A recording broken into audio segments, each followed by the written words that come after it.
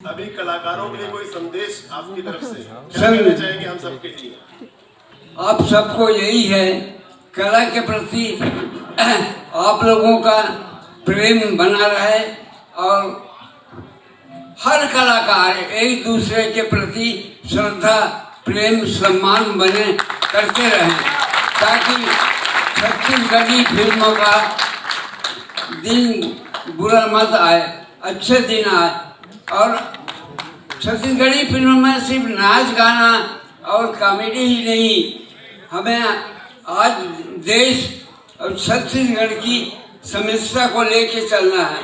उनकी बहुत सारी बातें हमें आगे लाना है। आज राजनीति में बहुत से घोटाला हो रहा है, उसे हमें डरना नहीं है, उसको स्पष्ट करना है, बताना है। Yes, I agree. मैं कुछ बोल देता हूँ।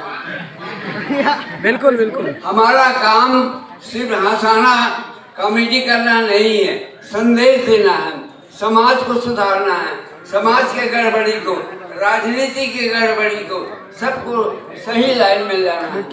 इसी तरीके से मैंने एक दो कहानी लिखा है फिल्म बनाने के लिए, जो देश के लिए है।